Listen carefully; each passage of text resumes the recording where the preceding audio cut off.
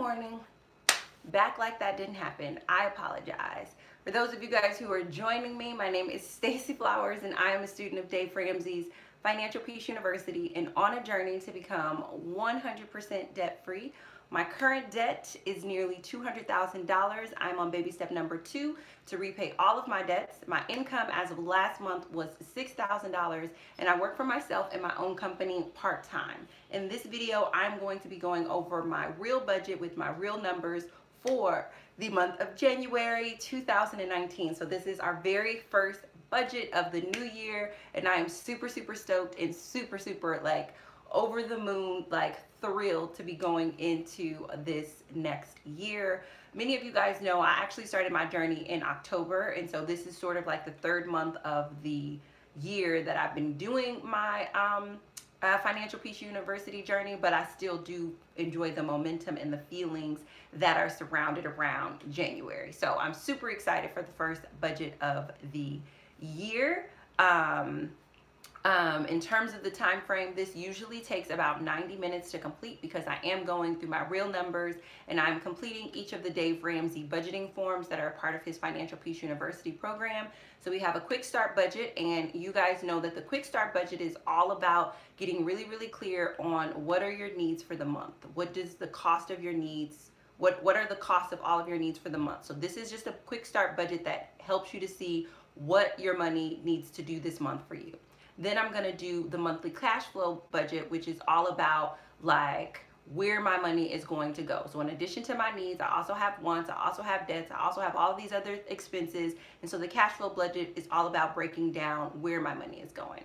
Then the allocated spending form is the form that I like to use, and this has been the form that was the most transformative in my whole entire budgeting experience. It was the hardest form to master, it was the hardest form to figure out, but it was the most transformative. And the allocated spending form is all about telling your money when to go. So for those of you guys who get paid weekly, bi-weekly, anything where you're getting paid more than once a month, the allocated spending form is going to be your like ace in the hole for the year of 2019, because this is the form where you outline when you get paid and when you're going to pay the things that you have allocated in all of your forms. So I'm actually going to be completing 2 of the 3 of those forms on camera. I no longer have to complete the allocated spending because I pay myself once a month, and in me paying myself once a month, all of my money goes out within 2 to 5 days of receiving my salary from my company. But if you do not get paid once a month and you get paid multiple times in a month, I highly recommend and cannot emphasize enough to complete the allocated spending. And for the allocated spending, I do have 8 to 10 months of me completing the allocated spending form. If you need support in walking through it, in this particular live, I'm going to highlight it. But because I don't have to complete it, because I only pay myself once a month, I'm just going to highlight it. I'm highlighting it now, and I'm going to be highlighting it later because it is just that important. Like, the allocated spending form is incredibly important because you need to tell your money when to go to what the things that you have decided to pay. So, important things to know. So this month's income, or January's income, is going to be $6,000. You know, me and my accountant are having a bit of a conversation. Good morning, Justine from Poland. Me and my accountant are having a bit of a conversation. They would like for me to increase my income, and I am open to that. So here, I'll say this way. When I pay myself from my company, I like to pay myself from my company. I don't pay myself the money that I earn in the month that I earn it. So for example, I worked all of December. In all of December, I have earned a certain amount of revenue, right? Let's just say the company earned a revenue of $10,000. Of that $10,000, let's just say I paid myself 60% of, well, it wouldn't be a revenue, but so I earned $10,000 in revenue, then I paid all of my business expenses, and my profit wound up being like $7,000 for the month. Of that profit, I pay myself a percentage of that profit, and let's just say I pay myself 80%, I'm not good at percentages. Let's say I pay myself 90% of that $7,000 profit. So that would mean that I would pay myself $6,000 that month. I think I'm doing this math correctly. Just bear with me in this example. So what has happened in the month of December is my income has grown significantly, and my income has grown significantly, and typically I pay myself the difference of revenue to profit versus the percentage, 63,000, thank you so much, plus the difference of the percentage that I would pay myself. I don't want to this month pay myself the percentage of all that I earned in revenue in December, because I did a lot of new things in December.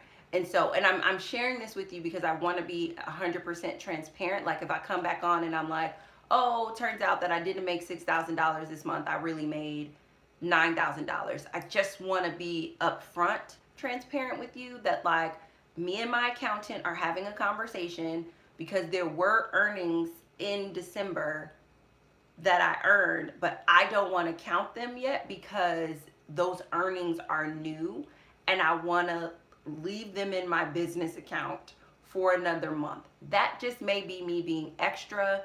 That may be me doing a little bit of self-sabotage. That may be a little bit of how I discussed that whole fear of success.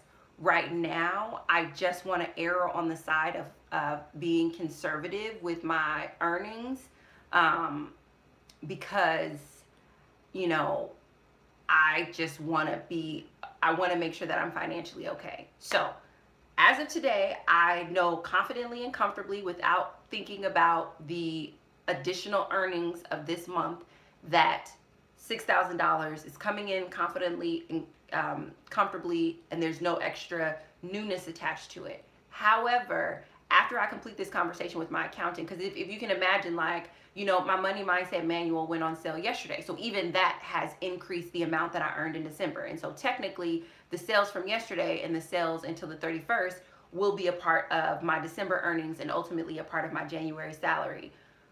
But it's so close to the end of the month that I rather like just wait and let that, I don't know, let that have 30 days. And I don't know, guys, like I emphasize that I'm a student because I want you guys to understand that, like, I'm coming to terms with all of this too, if that makes sense. And so, so technically the month of December hasn't closed, and technically I am still earning. And because of that, technically my salary could be could be more in January, but I want to make sure things are completely reconciled before I take that bump and increase in income. Even though my accountant is like, this is what you made this month, like this is the salary that I'm paying you. So I'm just gonna give it a little bit more time, but if it does turn out that it's more than the 6K, I will come back on and do a second budget with you all, so that way you can see where I allocate the additional money. Most likely it'll be allocated for debt, but until I get the like super clear clarity around it, that's just where I'm at right now. So I just felt comfortable repeating the income from last month for the income that I earned this month, and that means this month I earned $6,000. Miss Rain said, sounds like being conservative is playing it safe. I think so, but I don't know. I feel like because I'm so emotional about it, I'm doing something wrong, and that's the reason why I'm telling you guys, because I do not ever want you guys to think that, I don't ever want to hide money from you, but also, you know, my business is different than my personal finances, and I want to be very clear about this time. And so doing that, it's like, it's sometimes hard to wrap my mind around, like, existing as a business and then existing as an employee in my business that earned this amount of money. Like, it's just, you know, I'm also still wrapping my mind around that. But that's why I'm telling you now, so that way, if I do come back on and I say, hey guys, turns out didn't make 6, made 9, or made $12,000 this month, it won't be me trying to like bamboozle you so much as it's just me. I just need a little more time to wrap my mind around it. Like, yeah, I just need a little bit more time. So I hope that that makes that clear. So yeah, but I will say this: no matter what we decide is my salary, I'm a fan of just like being consistent with the numbers. And so this is why my accountant is like, no, you pay yourself this percentage of your profits. This is the percentage of your profits. So this would be your salary this month. This is why my accountant is confident about that.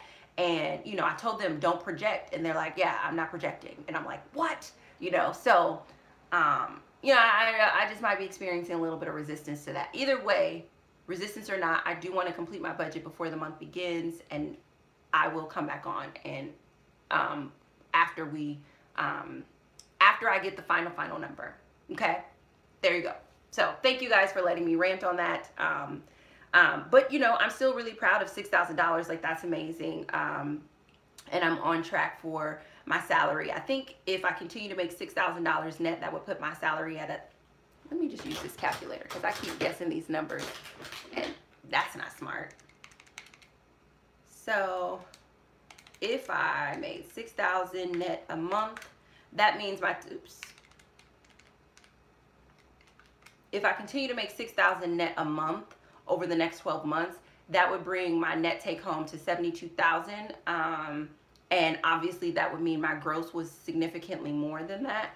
But that's an amazing difference in the size of my shovel with respect to me being able to pay off debt. And the idea with this year is to be deliriously aggressive about dumping on this debt. So that's the only thing that I wanted to update you guys on. The intention and the focus for the month of January is paying off debt. I want to pay off my IRS bill and I really want to pay off City Girl. Like, those are the two things that I want to do. And I think that that's the other reason why I'm a little hesitant to take the extra that my accountant is saying, because I'm like, is he just doing this because he knows how badly I want to pay off City Girl? Like, you know, like, I don't know. There's just, I'm being emotional about it. I need to get over it. But anywho, my goal, my intention for January 2019 is to focus on my debt snowball and to really, if I could possibly clear City Girl, IRS, and medical and only have BCD and student loans left, that would be glorious. So that is what I'm going to focus on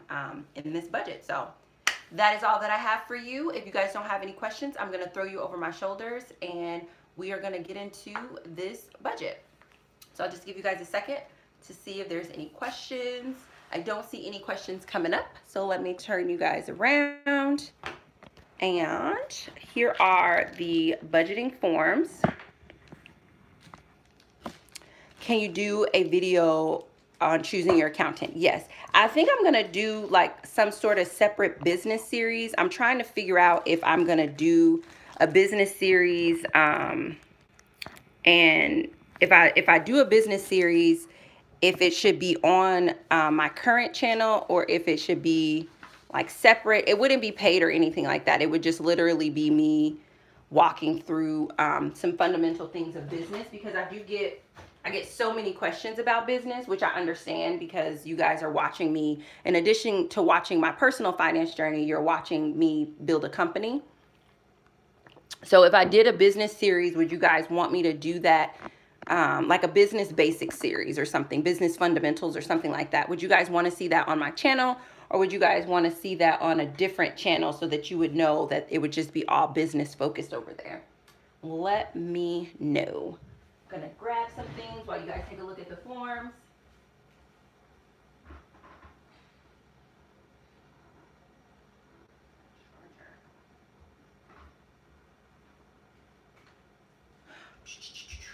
So these are the forms. This is the only form that I didn't mention, the irregular income planning.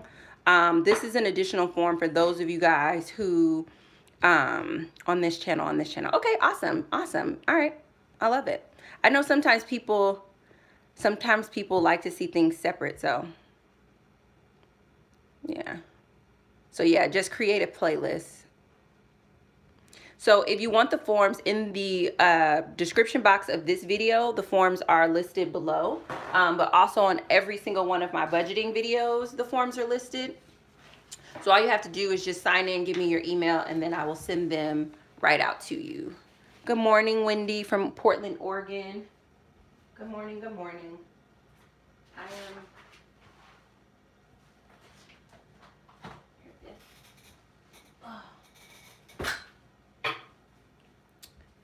Yes. My company is a personal development company. So I sell personal growth and development products. It's almost midnight here in Japan. I'm so excited to watch this. I'm so excited for you. It's the first budget of the year. Like, my whole entire mind is blown that a year has passed.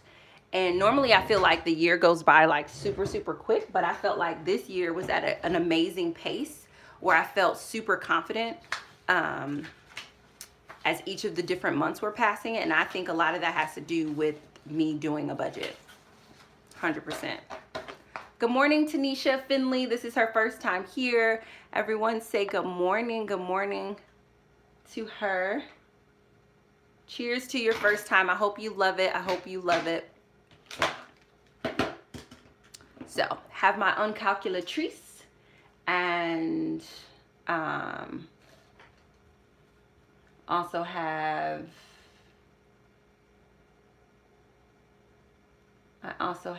my thanks guys for being so awesome. Okay, so we're gonna get started with the quick start budget. And remember, the quick start budget is all about looking at what your money is doing. It's a high level overview of what your money is doing for the month. So for me, for giving up here, I know it says charity, I just call that giving. And so I do pay 10% of my income to tithes. So that's going to be $600. This is going to be light if I write with purple. I don't know where my black pen is. $600 to tithe. And then I also pay child support. That's what my first C stands for. My son no longer gets commission. My son, we are shifting into him.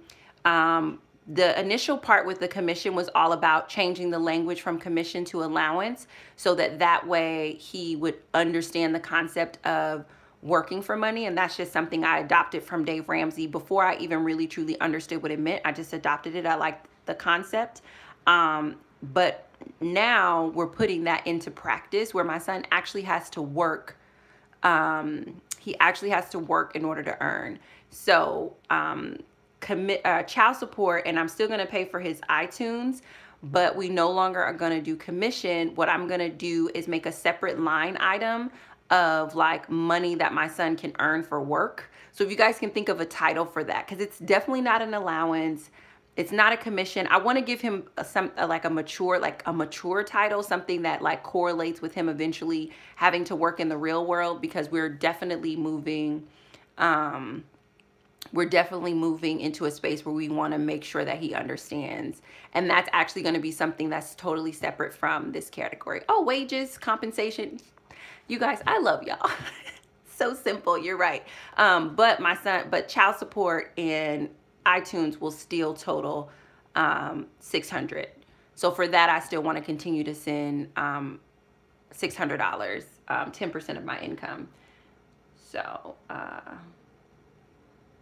yeah, so just so you know, no more commission. He gets wages now. I like wages. It's such a simple name. Salary may be a little bit confusing because it's not going to be like a set amount. Like he just has some activities. He just has some activities that he needs to complete. Some of them are like total bribes. So like if he reads 10 pages of a book, he gets $10. $1 per page, because I want to encourage a little bit more reading. Some of them are a little bit more labor intensive, but it's definitely not a salary because it's not going to be like a consistent amount. But I like wages. Like we're starting him out with him learning how to trade time for dollars. And for those of you all who watched my money mindset shift, how to earn money video, you know what I mean. So we're concentrating on him trading time for dollars right now. So anywho, that's that up there. So many changes for January, right?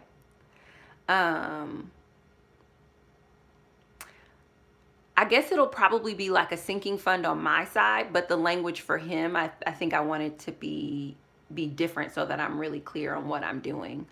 But speaking of sinking funds, so for emergency fund, my emergency fund is fully funded. My health savings is fully funded, and I'm not doing any sort of sinking funds that I want to start in this month. Again, I just want to focus on my debt snowball. So then we come down to rent, and my rent is is my rent $845? I don't know why I forgot. My rent is $845. You know why I forgot? You know why I had to think about that? Because I was actually finally this month able to put my rent on auto draft. And I literally, well, last month. I did it last month and I did it this month. So I didn't even think about that. That's interesting. But it's $845. And then my renter's insurance is $575. And so the total there, this total is actually $1,200. And then the total here is $845. What is a sinking fund? Is it like a savings club? Yep. It's like you systematically saving over time for a future purchase. But yeah, that's exactly what it is. So electricity, I think because I was like out and stuff like that, they show me how much usage I use versus the budget. And I was actually under, I was like $18 for electricity, but my budget amount for electricity is $25, and then my budget amount for gas is $25. I don't pay water, but I do have a second gas, and it's like cooking gas, and that's never been over $15. I actually do pay for trash, but it's a part of my rent, but I saw that they itemized it this last go round, so I don't know if we have maybe a new management there. My cell phone is $35.82. My internet is paid through my company, and I don't pay for cable. So we have 25 plus 25 plus 20 plus 35, 82. It's 105.82. All right, so now we're up to groceries. So I have a ton of money left over from last month because it was the holiday, and because some people sent like actual gift cards. So I have like a Whole Foods gift card, plus I have the money that was left over from my grocery budget for last month that I didn't spend.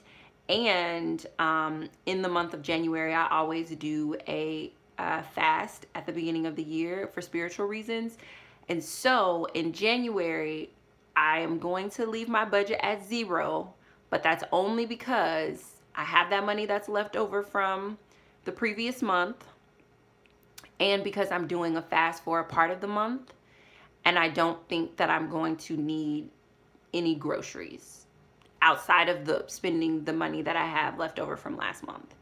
Also, but in the future when we do the grocery budget, you guys know that I have a personal trainer now, so my grocery budget will change, and I'm trying to document my thinking through process for what my grocery budget needs to change to, so that I can support myself in working out and stuff like that, because I do think that I'll have to eat just a little bit differently in order to maintain that. So I'm gonna put 0 here, but I want you guys to understand it's just 0 because I have gift cards, and I also have a little bit of money left over, and I'm going to be fasting. So I'm really only going to be eating for 3 weeks, 2 to 3 weeks out of the month of January.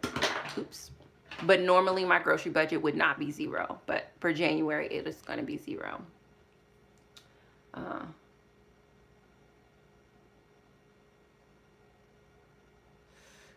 Jessica McIntosh said, can you do a video on the type of fast, the spiritual aspect of it? Possibly. I hesitate to do that because I'm not a pastor or a spiritual advisor. So if I can figure out a way to talk about it that is not me getting out of my lane, then yes. But if I can't figure out a way to do that without stepping out of my lane, then I won't. So stay tuned. But I'll definitely think about it because a lot of people have been asking me.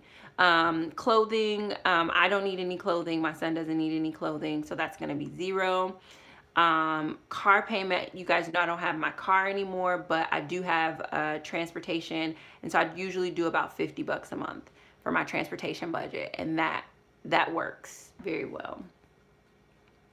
708 can Tierra, love, you could just talk about your experience. Yeah.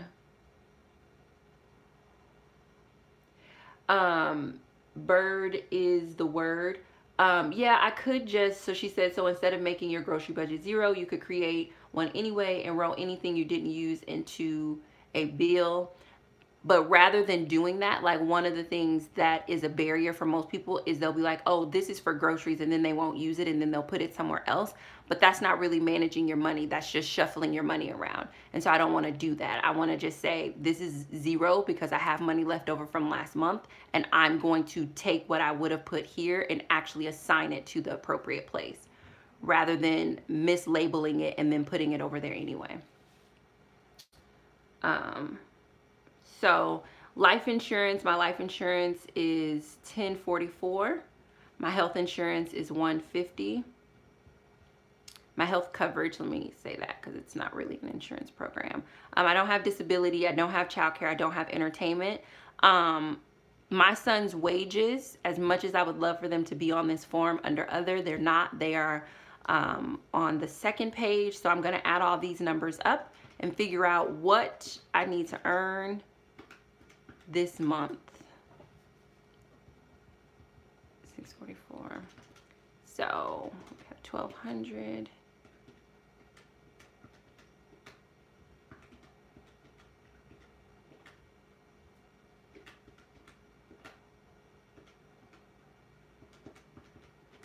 So my total for my basic needs for the month are $2,367.01, or my total for my needs and my priorities for the month are $2,367.01. My life insurance is super inexpensive because it's term life insurance. Wrapped in education, working for yourself, have you addressed how you manage insurance? Is so expensive. I have not, but again, I think that that may just be something that I put inside of that business series.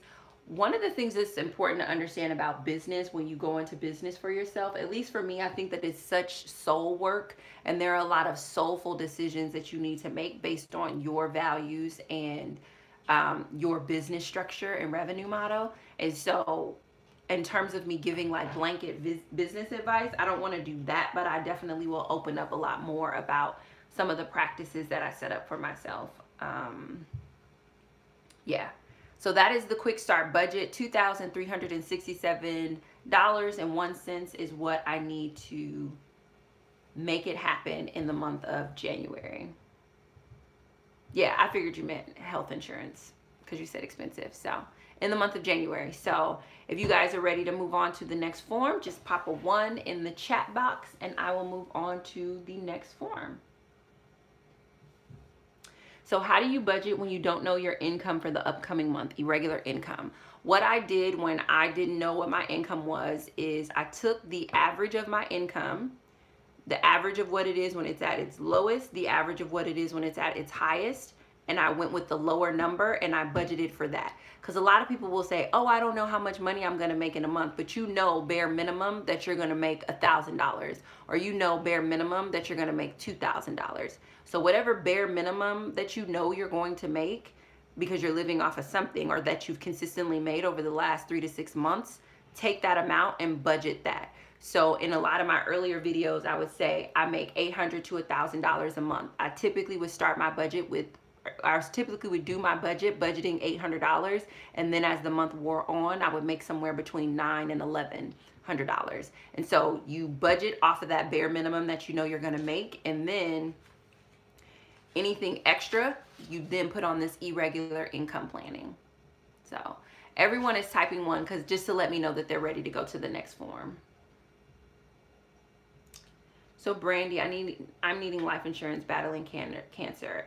I don't know if you would be eligible. I don't know. You would have to definitely try to find an insurance agent, but I thought that pre-existing conditions automatically disqualify you. But I got my insurance through Xander Insurance, through the insurance program that Dave Ramsey recommends on his show. All right, so we're ready to move on to the next form. We're ready to move on to the next form, and I just want to show you guys that this is a 2-page form, and this is the cash flow plan. And in the cash flow plan, this form is all about looking at what your money is doing for the month to take care of the things that you need and a few of your priorities.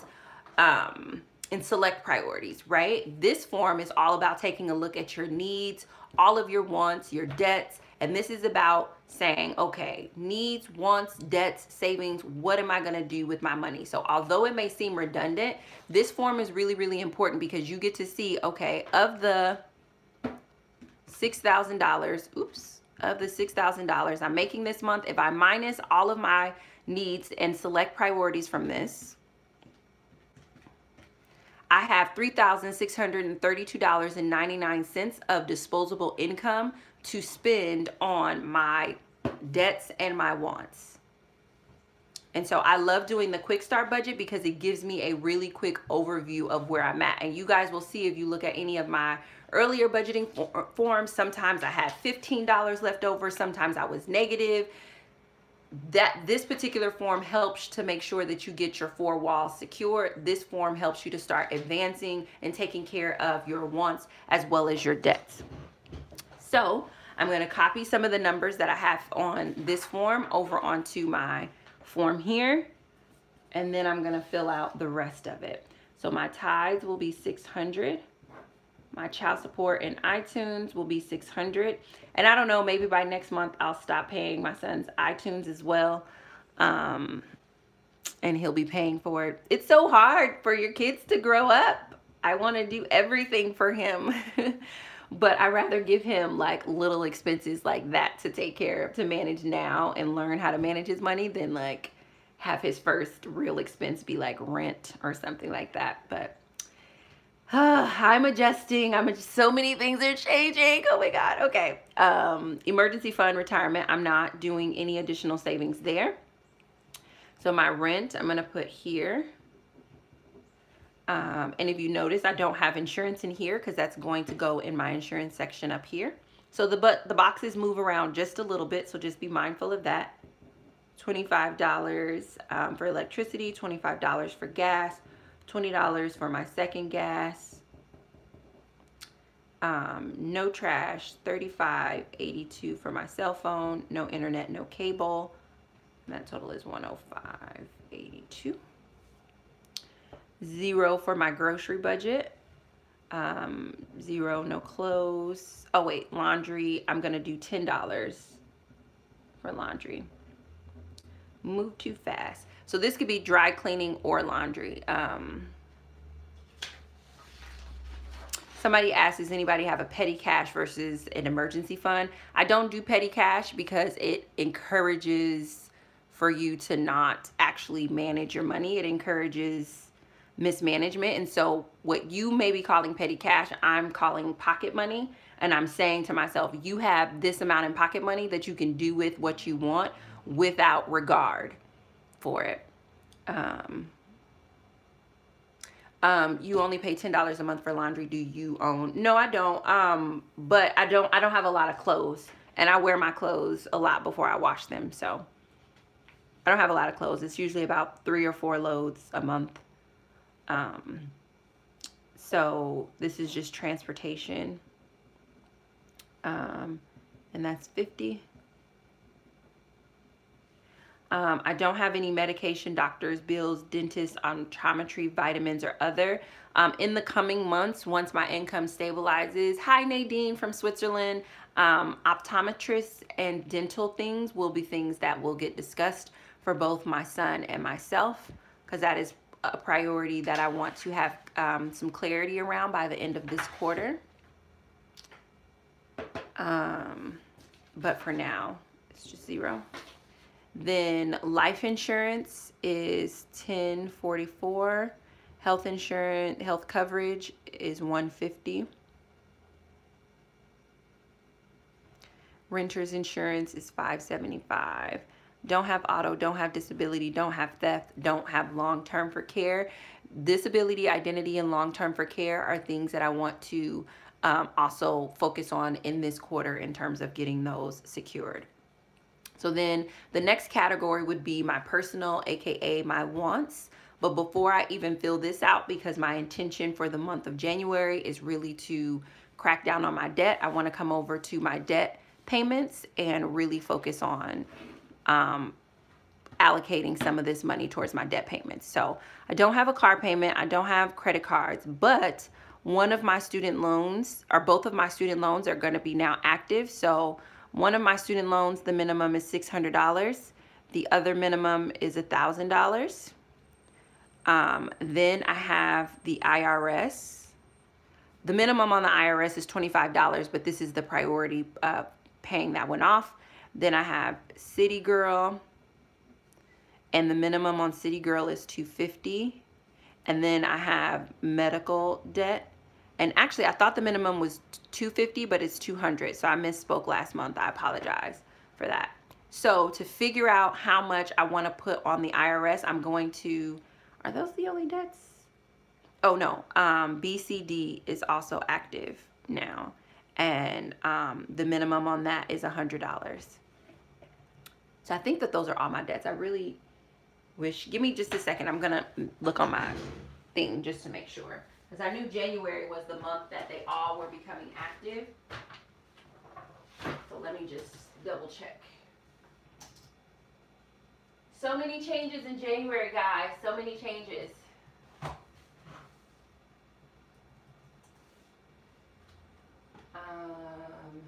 Yeah, 1, 2, 3, 4, 5, 6. So it should be 6 debts. 1, 2, 3, 4, 5, 6. Okay, yes. So wait, City Girl is not paid off. No, because I had to prioritize my IRS bill, and my IRS bill was $7,000. So I had to get that $7,000 paid off first before I could crush it on the City Girl. Yeah, I know. I'm so upset. Not upset. I'm not upset, but I am saddened by that. So I'm just going to add these up so I can figure out what big lump sum I'm going to put on the IRS. 600 plus 1,000 plus 250 plus 200 plus 100. So that's 2,150. And if I remember correctly, I have about $3,600 left in disposable income. So I'm going to just do 36. So that's about $1,450 extra that I could put on the IRS. But I do want to consider some of my wants over here. So I know I'm at about $1,400 that I could potentially put on the IRS. Let me take out a couple of wants over here, and then whatever is left, I'm going to put that on the IRS because I really want to get rid of it. Especially, and the reason now that the IRS and City Girl isn't going down as swiftly is because my student loans are active now. But do you see how quickly, like, that shift, like, just dramatically changes the debt snowball, which is the reason why I'm like, I want to get these 2 things paid off because I really just want to be paying on these every month and not these 3 things. So, so over here, I don't have any toiletry needs. I do need to refresh my makeup.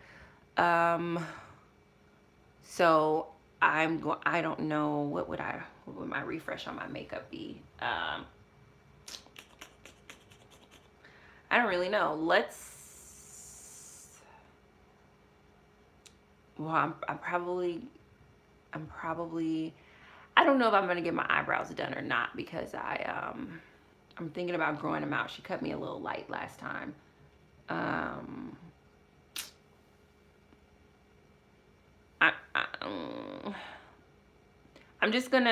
gonna go with 50. That feels a little high, but I'm gonna go with 50. So I need to purchase foundation. I need to purchase a moisturizer. I need to purchase an eyeliner pencil. And then I was thinking about getting my eyebrows done. I don't know how to arch my own eyebrows, but I kind of was thinking about not getting them arched for this whole quarter because, I mean, when she cut them, she really cut them light. So I think I'm just going to leave it off. Yeah, I think I'm going to leave that off, but I think 50, oh, you said 50 is not enough. Well, I use drugstore products for most of that stuff. So, like, I feel like my foundation is maybe like $8. And yeah, I use drugstore products. Bird is the word. Are you going to look into income-based repayment? Nope. I'm going to pay the minimum. I'm gonna pay the minimum with the intention to actually pay more than the minimum. I don't want to do the income base because the income base is set up for you to be in debt for a long time, and I don't want to be in debt for a long time. The brand of foundation I use is Maybelline Fit Me. They're dewy, smooth, and matte and poreless.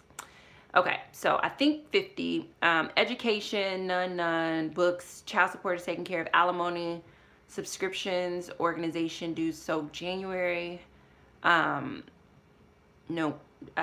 January. My mom's birthday is in January, and I really would love to get my mom a birthday gift. And help me out, guys. You can definitely block me on this one. I feel like I'm only letting myself do that because my income is so high, but I feel like that there's no wisdom in that because I really should be putting my money towards my debt. And the same way that I couldn't afford to get my mom a gift last year, I can't afford to get her a gift this year because I'm still in debt. And I feel like I should give her love and a card, you know, a handwritten card. I have my own stationery, but I want to get her a gift. So you guys tell me, if you guys think I should get my mom a gift, push 1. If you guys think I'm doing a little bit of lifestyle creep, press 2. And lifestyle creep is just when you start making money, you start spending on things that you wouldn't normally spend on. And so your lifestyle starts to creep up. And so all that extra residual starts to go for the things that your lifestyle is creeping on versus your debt. Yeah, black butterfly. Oh yeah, absolutely. It's 100% a want. But you guys, you guys are like one. Okay. Spend some time with her instead. So me and my mom don't live in the same city, but I did spend time with her over the holidays. Heartbreak Hotel Inc. I have a sinking fund for birthdays, $25 a person. To set a limit for her gift. Well, I know what she wants. She wants the Garrett's popcorn here. So I would send her like a container of Garrett's popcorn and a card. It's your mom. A small gift is totally fine. Definitely give something meaningful. I spent over $300 on my mom's B-Day last year. I did not have a sinking fund. Yeah, no, I'm not in that place. Just make it inexpensive and personal. Yeah, that's just what she wants. Like, she was just like, oh, you didn't bring any Garrett's with you. I was like, no, ma'am. You know, I'm not. I bought a gift for my Secret Santa and my child. But I know she really wants some of the popcorn. Yeah, my mom's birthday is actually on New Year's. All right, so the general consensus is yes. And so I think I can get her a nice bucket of Garrett's for like, what, $25? And then I can just write her a card on my own stationery. I'll do 30 just for the tax. But that's a birthday gift for my mom. Okay, all right. Replacement furniture. I don't have any furniture to replace, but I have thought about creating a sinking fund for home goods to start decorating my home. Again, not a necessity. I don't need to do it. I would love to do it. What are you guys' thoughts on creating a sinking fund? There were a couple of gifts that I got last month, where people specifically said, use this to decorate your home. So technically, I think I have like $76 in a home decor sinking fund right now. But as far as me putting my own money towards that sinking fund, do you guys see that as, again, lifestyle creep? Is that a distraction? Or do you guys think I should just build it into the budget as I'm transitioning? So if you think it's lifestyle creep, or excuse me, if you think I should build a furniture sinking fund in, press 1. If you think that it's lifestyle creep, press 2.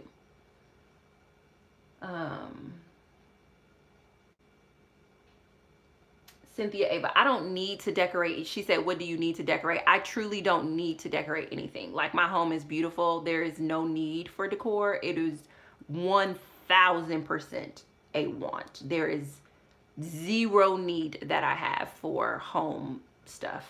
No need at all. I want to be very clear. Okay, so most of you guys said 2. So, all right, I'll leave that. There's nothing there. And I'll let the money that's in there, because it's been allocated as a gift, like, remain in there. But yeah, I'll just leave that blank.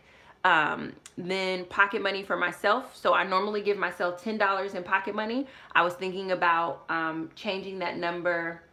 What would you want to decorate? Well, I would want to like paint, get some throw pillows, get a rug. I would love, so I can tell you all the things that I want. I want 2 nightstands.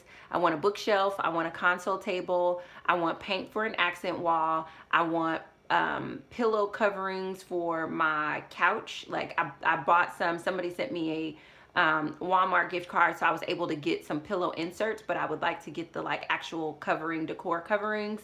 I want a little throw, and then I want like some sort of coffee table ottoman for my living room space, and then I want some frames to do a gallery wall and curtains. That's what I would want for my great room. For my bathroom, I would want a shower curtain, a new shower rug, like decorative like shower towels. I also want to put a floating shelf underneath my sink and then do some over the toilet area storage function, and then maybe some greenery to put in the bathroom. And then in my closet, I actually want to do like actually get like a dresser, because like all I have is like hanging space, so the dresser items just always wind up on the floor. Get a dresser, get a couple of baskets for laundry, some more hangers, and just, you know, just really organize my closet. And then for my kitchen, there are 2 pots that I want and a set of knives. And then for silverware, and this, I don't necessarily really want this, because right now I have 1 fork, 1 spoon, and 1 knife, because I really did not want to have people at my house, and to emphasize that, I only got enough cutlery for me to be able to eat on. But maybe just a full set of silverware would be nice. And then you know, some wall decor for, you know, the walls in my kitchen. And then in my office, the only thing I really want in my office is a chair, like a comfy office chair, and then maybe some storage solutions in my office cupboard. So that's all. So there's a lot of stuff that I want, but need none of it. Absolutely need none of it. Yeah, so grand plans. Oh yeah, you know, this is my home, but like that's not the priority. Like the priority is paying off debt, so that's why I'm asking. Like, and I want to be very clear. It's a 2. It is, or not a 2. It's a want. This is in no way, shape, or form a need. So anyhoodle, that's sinking fund for furniture. And then we have pocket money for her. So normally before, I gave myself $10 a month because of where my income was. I was thinking about increasing that to $20 a month. But again, I would love your weigh in. Is that lifestyle creep, or is that just normal? It's okay to give yourself $20 in pocket money this month. So 1, it's okay to give yourself $20 in pocket money this month. 2, that's lifestyle creep. Keep it at $10 a month. Apple juice, pocket money, 20. What do you do with the 20 a month? I usually buy like specialty things that I can't buy, that I don't buy in my grocery budget. Like, so I talk about, like, I really like truffles and dark chocolate. So I usually buy stuff like that. Sometimes I'll buy, like, if I want to see a movie, like I'll take myself to a movie. I may, like, if I'm, like, I was experimenting with lashes last week, so I use my pocket money for lashes. So stuff like that. So 1, it looks like, well, I don't need any personal stuff. All of my toiletries are still, those are all taken care of. So I wouldn't use my pocket money on anything like, you know, like toiletries. I would use it on just like chocolates, mostly candy. Sometimes it's like the things that you would pick up like at a convenience store, or like a book. If, well, actually I did buy a book for like $2.30 one time. So stuff like that. It's just the money that you get to spend guilt-free, without tracking and stuff. Apple juice said you got a 0 grocery budget. I know it says 0 for my grocery budget, but I have a grocery gift card and I have grocery dollars left over from last month. So I know it says 0, but that doesn't mean I'm not gonna spend money on groceries this month. So it looks like mostly 1. So okay, I'll go ahead and do 20 there. And then baby supplies, pet supplies, none. So this other would be my son's wages. And so I would like to set a dollar amount that he has the potential to earn each month. This isn't to say that I'm going to give this to him each month. He actually has to earn it. So like how I said, like you get $10 to read 10 pages, like, or maybe you could earn $50 if you did some other labor sort of thing. But I would like to set a budget for how much he can earn in a month. And so I was thinking, he's 16 and his needs are taken care of. You know, he doesn't need for anything. He doesn't want for much. I know the average 16-year-old, and he is, we are helping him to, well, he's getting an ID so that he can get a part-time job. So this isn't meant to like replace him getting a part-time job. It's just meant to start him in the process of like earning. And so I was thinking somewhere between like setting aside $75 to $150 a month that he could earn up to. And then like, let's just say he doesn't earn it in that month, then it just rolls over. So par from Buzz $150 a month for a son, but it's not pocket money. So I don't like, I will not send this to him unless he earns it. So it's like literally money for him to try to earn throughout the month. So I was thinking between 75 and 150. He's 16. Samantha J said 50 for your son's wages. I think that's a little high. 75 is great because of his age. Okay. 4x his age each week is good. What is that? Okay. 16 times 4. So that would be 64 a week times 4. Where do you guys come up with these numbers? That's interesting. Rachel Stevens, can you tell me a little bit more about how you came up with that number? I just think it's so well thought out. 150.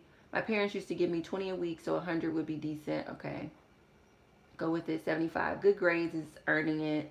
No, my son does not have exceptional grades. That's not his strong suit. I definitely tried to encourage him to earn for grades, but it's not going to happen.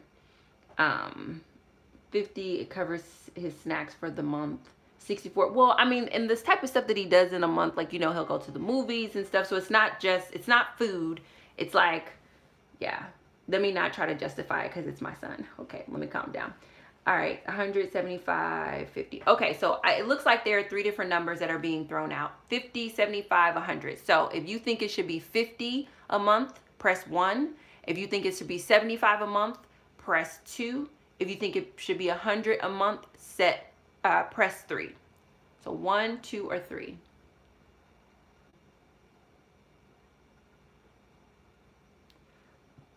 Oh, 16. Okay, 16 a week. Okay. So 1, 2, 1, 2, 1, 2. A temporary employee would make $15 an hour. Jesus. Really? Well, I guess I would anticipate him working like 10 hours a week. I'm not paying him $150 a week. That's not going to happen. Not going to happen. But I anticipate whatever activities that he earns for would be about 10 hours a week. All right, so I'm seeing mostly 1s and 2s. 1s and 2s, 1s and 2s. All right, so now we're narrowing it down. Your choices between 1 and 2. Okay, teenagers make more like $8 an hour. Okay, 8 times 10, that's 80. So potentially 80 bucks a week times 4. Oh, no, is that what that is? No, he gonna have to get a real job for that. All right, so between 1 and 2. So 1 is 50, 2 is 75. Let's see which one wins there. So 1 or 2.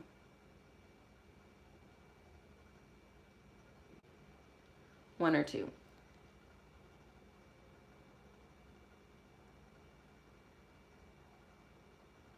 All right, I see. I don't know. Okay, I see 2. So I'm going to go with 75. So he has the potential to earn up to $75 a month. Now, this isn't something that I'm going to make clear to him. I'm just going to let him focus on earning. I'm never going to be like, oh, you capped out at 75, but I'll just pay attention to prompting him his earning opportunities.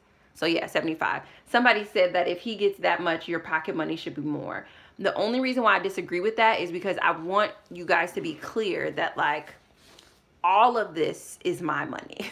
Like, even though it seems like pocket money is the only thing that I get to like have fun and enjoyment with, no, like I have fun and enjoyment with paying all of these things. I love my home. I love the food that I eat. I love like knowing that I'm covered. So for me, it doesn't, this pocket money doesn't, I know that this is the money that I get to spend without like regard, but I feel like all of this is my money. I'm not really separated from that idea that like, because this is all bills, all I get is 20. It's like, no, all of this is mine. I'm just telling all of my money where to go. Samantha said that's 900 annually. Okay, I like that. Yeah. For Lisa Dunn Harper, yeah, I wanted to move away from allowance and commission because I realized that I was like, because of my issues with how I learned money, I was definitely like, my son has been asking me to get a job for the longest. Like, he wants a job. And I'm like, no, you don't need to work. But those were my issues, and I was stifling him quite a bit. So I want to kind of step away from that and step away from language like allowance and commission, because he's wanting to be a man and have a job, and I need to let him do that. He wants to actually work to earn, and I need to stop projecting my issues onto him. Because I had to work as a kid to earn. I was really adamant about him not working in his adolescence, but that was not, it's not healthy, you know? So, all right. So my personal categories adds up to 50 plus 30 plus 20 plus 75. So that, is that 175? Okay, it is 175. All right. So the difference between all that would be what I'm going to put towards the IRS. So let me just add up all of my numbers. And I always forget to do this. Cash flow should always start with your income. So we're starting out with 6,000. Thank you guys so much for your help. I appreciate it. Minus 600. You know, I've never been a mom before, so this is my first time, and I'm gonna make some mistakes. And when I realize that I make those mistakes, I'm adamant about like turning around. Like, it's like if GPS is like rerouting, I'm listening. And I think I made a mistake of not allowing my son to work for the enjoyment and the personal satisfaction and the dignity that comes with that because of my issues with having to work. So I'm going to support him in these wages and then support him in actually getting a job. So one of our goals as parents this month, which it really shouldn't be a goal, it should just be a task. One of our tasks this month is to make sure that he goes and gets his state ID and driver's license so he can do all of those things.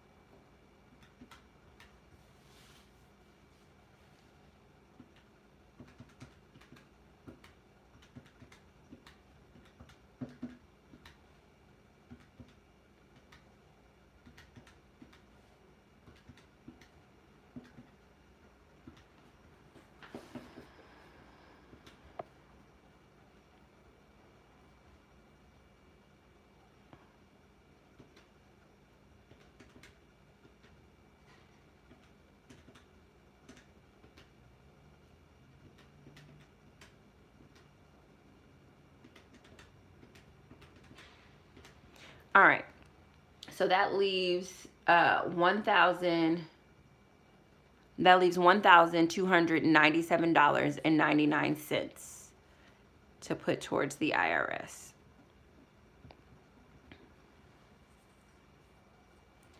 And I'm going to re-add up my numbers because the idea is you take your income minus all of your expenses and it should equal 0.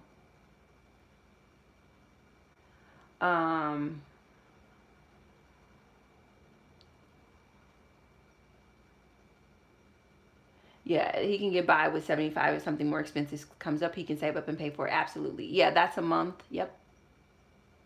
Smart money, smart kids. I'll definitely have to pick that up. I know that's from Rachel Cruz.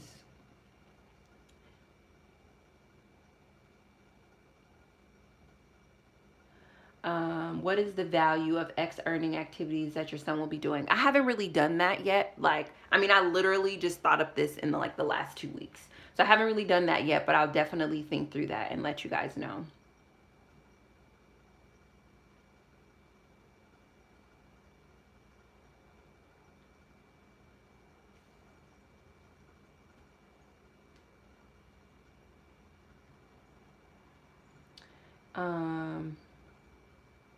Yeah, mine is getting a license too. Yeah. KB, you're a conscious, responsible mom, Stacey. That's brilliant. Thank you. Thank you, thank you, thank you. Marta, is your YouTube income part of the 6,000? Yes. I wanted to work as a youth when I was a kid, but my father strongly discouraged it. But I wanted my own money because I wanted things that my parents wouldn't pay for. He finally gave in.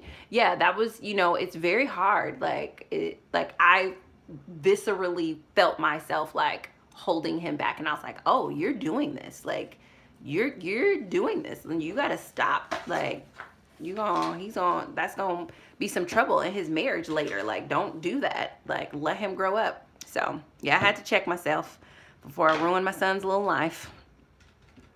And I'm just double checking my numbers to make sure that my expenses minus my income equals 0. And also, I'm very excited, guys. I'm paying my student loans. I'm starting my student loans. For those of you guys who have been like, you know, when are you going to pay your student loans? January 25th of 2019, I'm going to pay them. And I'm super grateful that my income allows me to be able to do that.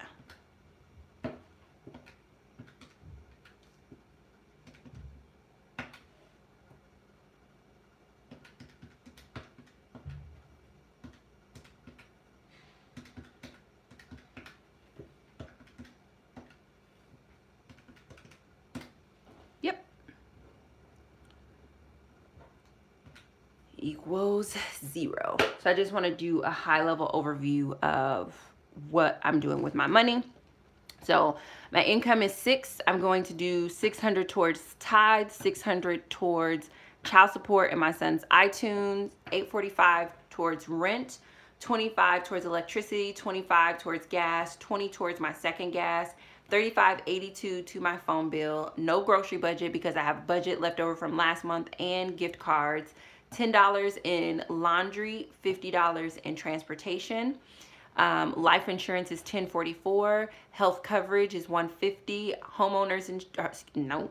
Renters insurance is $575. My cosmetics is going to be $50. My gifts for my mom's birthday is going to be $30. My pocket money is going to be $20. My son has the opportunity to earn up to $75 in wages. I'm going to pay my minimum payment on my smaller student loan of $600. I'm going to pay my minimum payment on my larger student loan of $1,000. I'm going to put $1,297.99 towards the IRS, $250 towards City Girl, $200 towards my medical bill, and $100 towards BCD, which is another business debt.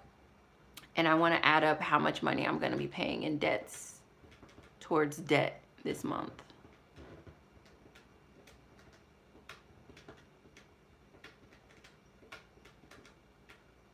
So I'm going to be putting $3,447.99 towards debt in the month of January.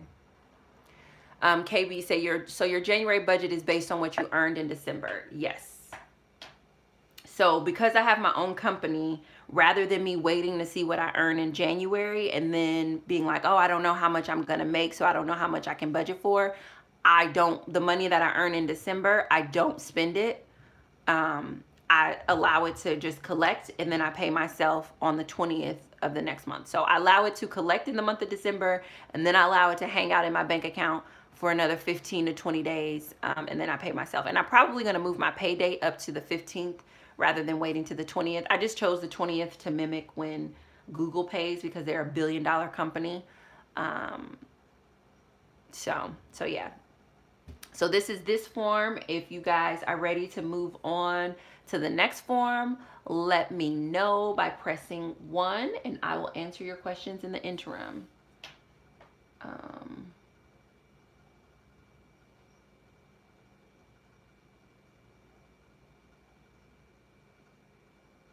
yeah, apple juice, juicy juice. Yeah, this isn't replacement of a part-time job. This is another way he can earn. Yeah, yeah, exactly, exactly. Because I'll probably, even when he gets his part-time job, leave this here to encourage the activities, the personal development activities that I want. Like, that's why he earns for reading, because I want to encourage that, not from an educational perspective, but from a personal development perspective. So it's not like he can just read anything. He has to read the specific book that I want him to read.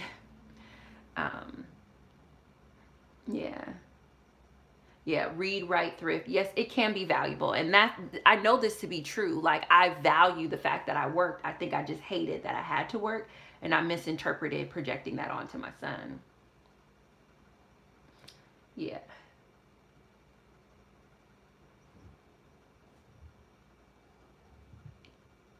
Well, that was my thought too, focus on school. But that's not where my son's strengths lie, in terms of focusing on school or encouraging him to become an academic. So I want to support him in becoming the man that he is. So that's the only reason why he doesn't get paid for grades, because I'm not paying for those grades. But also, I'm not gonna try to shove a circle into a square hole. Um,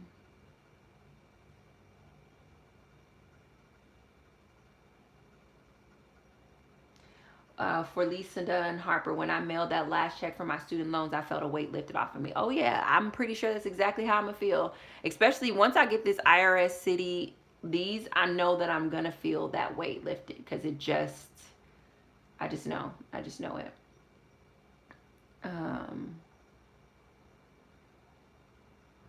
How much do you have remaining on the IRS? Great question. So on the IRS, I have $4,131.09. So minus this payment, it will be, what? That's not right. Sorry.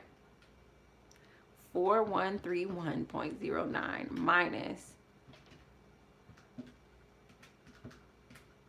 I'll have 2,833 left to pay on the IRS after that. And it is definitely kicking my butt. And it would have been awesome if I didn't have to pay my student loans, because I could have put that $1,600 towards it, but you know.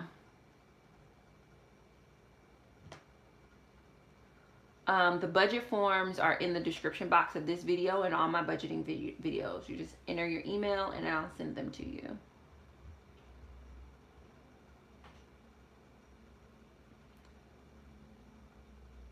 Can you, Anita Scott?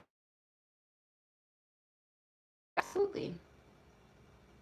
Lizzie, wow, you're starting your student loans. Yes, I am. I'm super proud of that. Like, I'm like, yo, like, whoa, what is happening? That's what when I keep saying a lot can happen in a year, that's what I mean. A lot can happen in a year.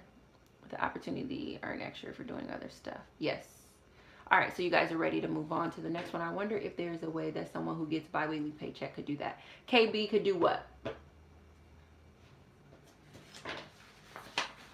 If they could do what?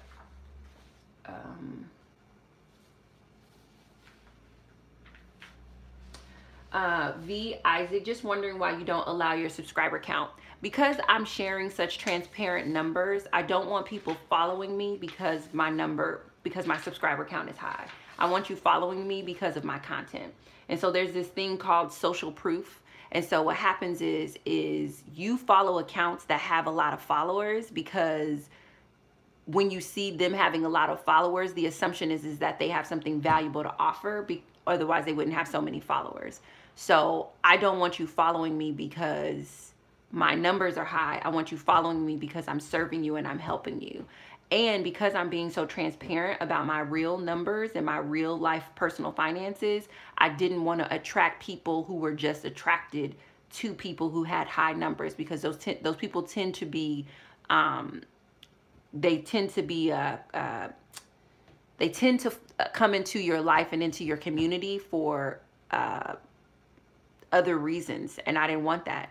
if you're going to watch my videos, if you're going to subscribe to my channel, it's going to be because you value what I'm doing, not because you're like, oh, you have this many followers, let me see. And then like, then people judge you. So I feel like the transparency of these numbers made me not want to be transparent about those numbers, so that the attraction could be clear. Come to me because of the value that I'm offering, not because of the social proof that my numbers can provide. Now, that doesn't mean that my numbers will always be hidden, but until I get to a certain place in my financial journey, they will, because this level of transparency, it's like there's some things that you can't share everything. Like, and that's something I think that people just don't realize. They think that to share one thing, you have to share everything. It's just like, no, I'm sharing these numbers with you because I genuinely want your support. I do not want you following me because of social proof. So that's why.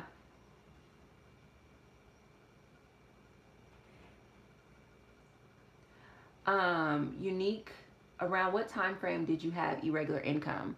From the beginning, from October to probably August of this, but the budgets for January, February, March, April are probably October, November, December, January, February, March, April are the ones where you'll see it. Adrian Harris, hello. Yeah, so probably October, November, January, February, March, April.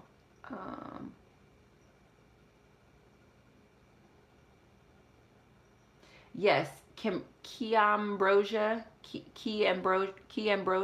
I'm sorry, I'm not pronouncing that right. Yes, you want to do a budget every single month because every single month is different. So like if you see in December, I made this money, right?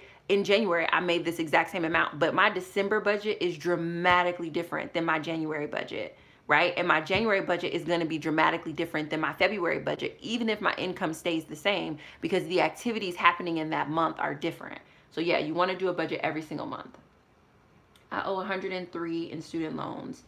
Wouldn't change my master's program for anything. I just wish I could have had cash flows. Indeed, me too. You can pay the IRS by March, right? Yes, I'm going to pay the IRS before then. I'm going to work my tail off in January to get this IRS paid.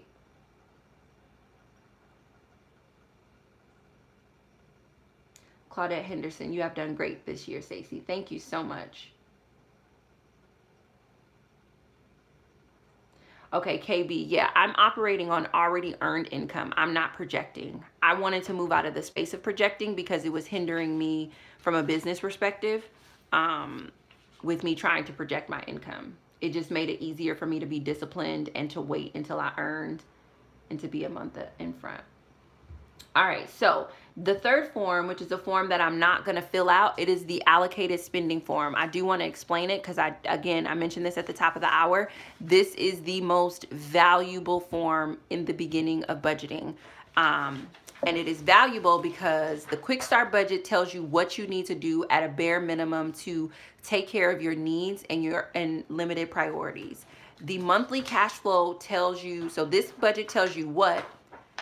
This budget tells you where the rest of your money is going to go, debts, personal, etc. This budget tells you when your money is going to go. So for example, if you get paid bi-weekly, you put your pay periods up here and the income that you make, because most people, you know, you get that first check and people tend to allocate their first check to their rent and their car note. And then they spend 2 weeks broke until they get their next check, which makes them feel like they're super, super wealthy. And then they wind up blowing it. So this form is all about saying, okay, if I get paid bi-weekly, what am I going to take out of my first check? What am I going to take out of my second check? And for those of you guys who have irregular income, you guys will notice in some of my old budget forms, I had my paycheck that I received from my part-time job. I was paid bi-weekly, the first one. The second one, income that I received from my company as just a salary that I knew was coming in, and then extra money that flowed in that month. So I was able to fill out all 4 of these. So what you do is you put in what you're going to get in that pay period, and then you say, okay, are you going to pay your tithes on this first pay period? Because a lot of people just don't think through that. Like, are you going to pay your tithes and your rent at the same time in the same paycheck? Like, you know, how are you going to do that? So that's what this allocated spending form is. This form adds up to 0 as well. It is very intense, but it is 100% worth it.com. The only reason why I don't have to fill this form out is because I literally am paying myself once a month, and it would be like me writing pay period right here and then just filling out all the boxes. I don't have to say, okay, well, half of my food budget is coming out of this month, the other half is coming out of that month. I don't have to say that. So that's the reason I don't fill this form out, but I want to acknowledge it because people are like, oh my gosh, like, how did you grow your income? How did you do this? How did you do this? I did it because this budget forced me to honor the zero-based budget that I made here. This is your zero-based budget, but this tells you when you're gonna do it so that you can make sure you're honoring what you put down here. Okay, so that's that form. And then this last form is the irregular income planning, and I'm gonna fill this out. I'm gonna fill this out based on what my accountant is telling me my quote-unquote actual salary is for the month of January. But again, if you guys listened at the top of the hour, I may not accept that salary for the month of January. It just depends. But my accountant, and I've asked him to round, so that's why my numbers are round. So and he's rounding down. So if I take the salary that my accountant said that I earned in the month of January, that would be that I'm potentially bringing in an additional $3,000. So my total salary for the month of January would be $3,000. Again, please listen to the beginning of this video. I don't know if I'm accepting this additional money this month. I may let it rest in the account for a month before I bump my income up. But rather than coming back on live doing another video, I felt like I realized as I was going along that this would be a good time to explain this irregular income planning and also tell you guys what would I do if I do accept that additional $3,000. So, and when I say accept, I just mean if I can wrap my mind around that this is real income and nothing, I don't need to be as conservative as I'm thinking. So if I realize I don't need to be as conservative as I'm thinking, this is income, this is net income, and my tithes are important. So I would take the percentage for my tithes out, which would be 300. I would take the percentage for my child support out, which would be 300. And then I would put the remaining balance onto my debts. And so somebody asked, okay, what was the, so my IRS debt, is that after I make my regular payment? It would be $297.99. That would mean I have $2,833 left over to put towards the IRS. So 600 minus 3,000 means I have 2,200. No, 2,400, excuse me. So I will put that towards the IRS. So I have 24. So what you do when you're doing the irregular income for planning, what you're saying is, okay, I may get an extra I may get an extra $3,000. This is what I can project. This is what I can think through, you know, yada, yada, yada. If I, so then you take that amount and then you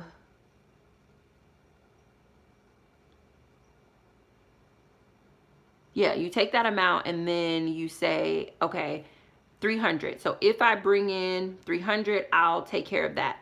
Then you take this 300 and you add it to this amount. So that would be 600. So if I make, so I'm planning for 3,000, but if I only bring in 600 of the 3,000, I know that I can take care of those two things. Then you take the 600 plus the 2,400 and that equals 3,000. So this one is a little bit confusing because you go in the reverse, because you want to see, like, I know that I'm thinking that I'll bring in 3,000, but what if I only bring in 300? Then I know that that first one is taken care of. What if I bring in, you know, 1,000? Then I know the first one and the second one is taken care of, and I have an additional 400 to put towards this. If I bring in exactly what I'm planning, which would be 3,000, then I know I can take care of these 3 additional expenses. So I hope that that is clear to you all. So that is what I would do if I accepted the amount that my accountant is saying that I would have earned for January. That would mean that my total income for January was $9,000. But again, my accountant is working a little bit with projected numbers because the month is not over, and that does not make me feel comfortable. But if it shakes out in the wash, then I will do this. So, so yeah, you can get the forms underneath any of my budget videos. There's a link that says connect to reflection questions and Dave Ramsey forms, and you just put your email address in, and when you put your email address in, it will it will pull it up for you. So that is the 3 forms. I'm going to turn you guys around, and then we can go through a little Q&A. So I told you about 90 minutes. We're at 80 minutes now, so we have 10 minutes for Q&A. Uh-oh, so let me get you turned around.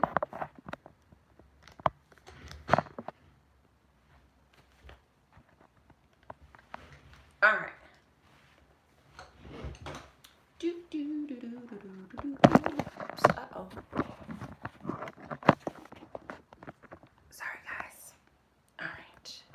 Can you see me? Okay, you can. All right. So let's do a little Q&A. Trying to keep you level. Okay. So any questions about the budget forms or anything like that? Someone is saying, thanks, JC. Soybean is in here. Thank you so much for moderating. I didn't necessarily ask for you to do it today, but I do appreciate you just doing it. And of course, my chat box decided to freeze, so let's try to get that unfrozen. There we go. Okay. Nope, still frozen. Why? Okay.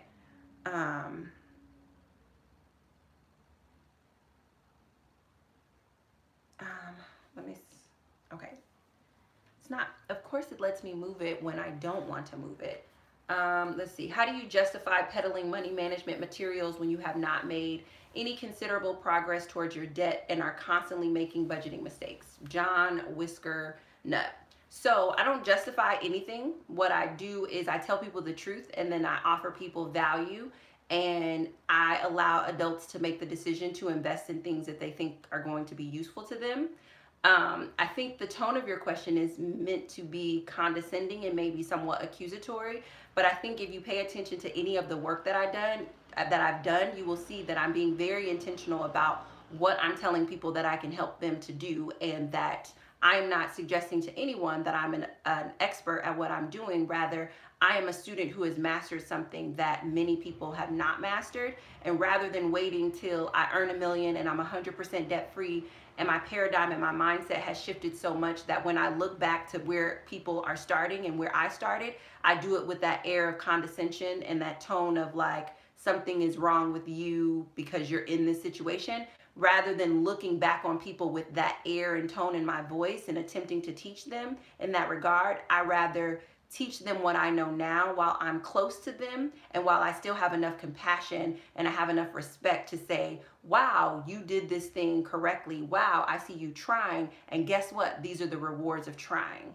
So I think that your comment actually tees me up to be able to make the case for why people should invest in the Money Mindset Manual. Because what happens, the difference between me and I think his name was John, is that John is so far removed from this paradigm, and that's why I says for people coming out of the starting blocks to that first 5K, John is so far removed that he doesn't even realize that when he's trying to be helpful, he's actually being condescending, and that condescension shuts people down and prevents them from being able to do the work and take the necessary steps to be able to win in finances. So for those of you guys who are interested in the Money Mindset Manual, I highly encourage you to get it. It is designed to support you in restoring your financial dignity, paying on your debts consistently, saving, learning how to manage your money confidently. And it is on my website at www.staceyflowers.com. So, yes. Well, thank you very much. I see that he was eventually blocked. Clearly he wasn't able to respect the community, so people do get sent to the block ministry when they can't respect the community. So I'm trying to, I don't know why, for whatever reason, I can't scroll back in these comments. Let me see, because I only can see the last one at the bottom, and I don't want that to be the case. I actually want to be able to see all of them. So give me 2.5 seconds, or if I see it come back on the screen, I definitely will. Definitely was not trying to pitch the Money Mindset Manual in this particular moment, but John teed me up, so I had to make sure that people knew. Like, it was very, very important to me. I actually refused for a very long time to make what people were asking me to make, because I was just like, I will not obstruct the view of experts. Like, and somebody had asked a question about, you know, how do you feel giving people advice on paying off debt when you've paid off so little? And I was just like, I don't give people advice on paying off debt. I tell people that I'm a student of Dave Ramsey's Financial Peace University. I think Dave Ramsey is hands down the best person to follow their budgeting philosophy in order to learn how to get out of debt, because his program is debt management and building wealth. What I'm doing is offering you a companion to be able to divorce your emotions from your money, so that that way you can restore your financial dignity, figure out how to spend money, and manage your money confidently. And I think because I'm very clear on that distinction, it's really, really easy for me to be able to support people on their financial journey. So yeah.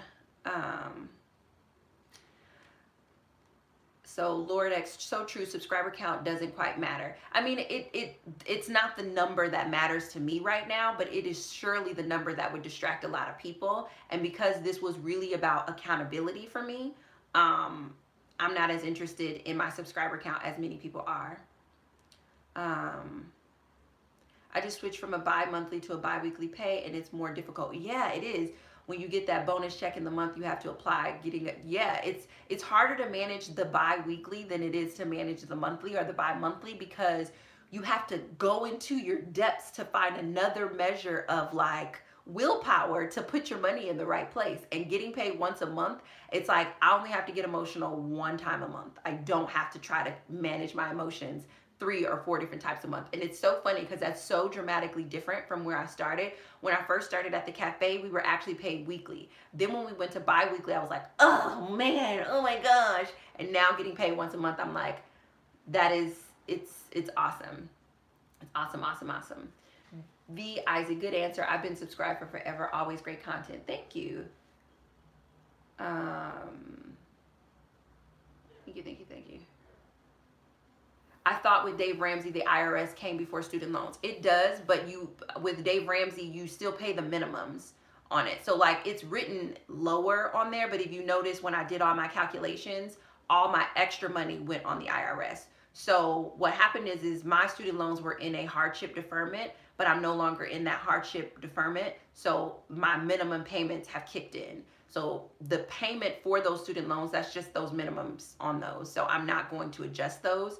So when he says that you prioritize your IRS debt, that isn't to the end of not paying anything on anything else. It just says that you have to pay the minimum. It just says that you pay the minimum on everything else, and then you dump all your extra money onto the IRS, which is the reason why I did all the calculations to see what was left for the IRS, and in the irregular income, I only focused on paying the IRS. So yeah, but that's a good question. I'm pretty sure people have questions.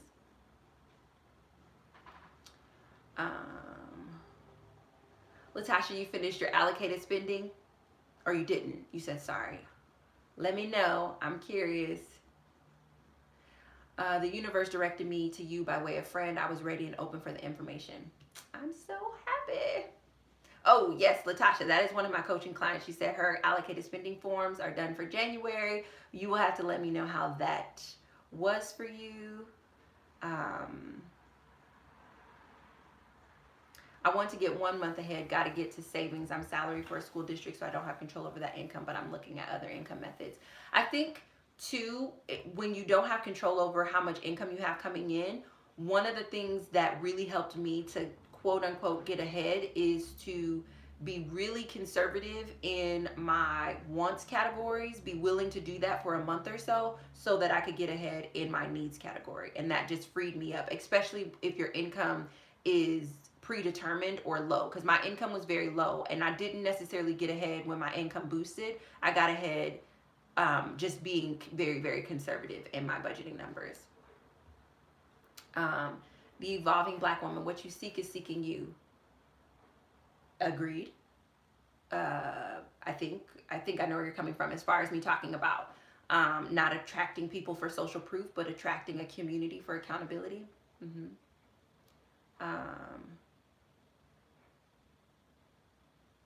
Cynthia Ava, what exactly do you do to earn the money that you do? I actually did a whole video on what I do to earn money. I have 5 different things that I do, so I encourage you to watch that. But broad brushstrokes, I make a living talking, and I have a personal development company where I sell personal development products and services. Wendy Cooper, can you put the other income on IRS? Yep, that's exactly what I did. Are you guys here in debt as well? I think so. I would say that probably at least 80% of my audience is still in debt and 20% is not in debt. Because the level of encouragement that comes from the 20% that's not in debt is overwhelmingly beautiful. You guys make me cry every time you tell me that you've been debt free for so many years. Like, I adore you guys. Can't even wait to get into your camp. So I would say it's about 80-20. Sparkle White 19, is this your income after taxes? Yes. Oh, okay. JC said, Google Dave Ramsey getting a month ahead. It will bring up Ask Dave article. Yeah, nice. I didn't even know that he did that. So that's awesome.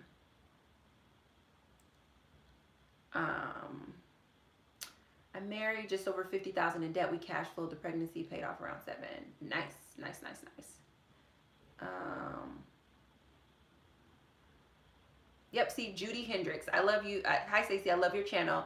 I've been following Dave Ramsey for 15 years, and we have been out of debt for years now. It does work. You're an inspiration to me, and a lot of people keep it up. See, that's what I mean. 20% of the people aren't in debt. Yep, love it. When you get the extra money, how do you allocate money for the IRS currently for money you're earning? Elizabeth A. Daly, when you get the extra money, how do you allocate money for the IRS currently for money you're earning? I don't quite understand your question, but I just do that allocated spending form. But maybe if you can restate your question, because I think that it's a little, I don't understand it. I'm sorry. Are you keeping aside money for taxes for your current income in order to not get an IRS debt again? Yep, that's my net income.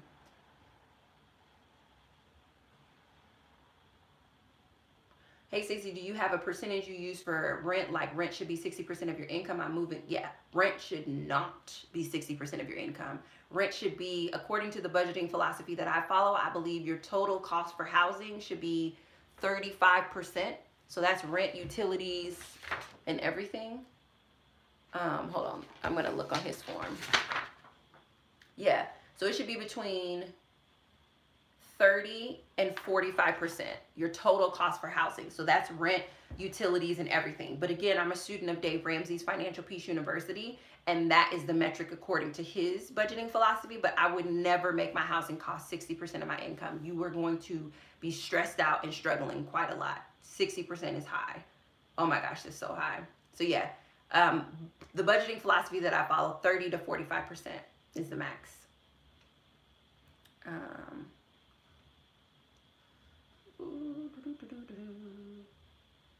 She said it was so stressful. I had 2 cups of coffee, but you did it. You did it. You did it. Can you address food budgeting for a single mom and teenage daughter living in an expensive city? Yes, I'm actually going to do an entirely separate video. There was an inspirational sort of conversation that I had in my last vlog about it, but so many of you guys really want that content, so I'm definitely going to make something very specific for that.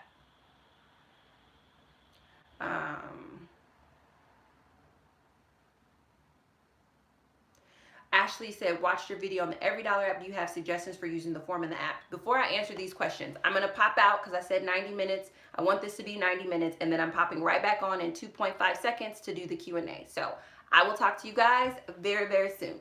Bye.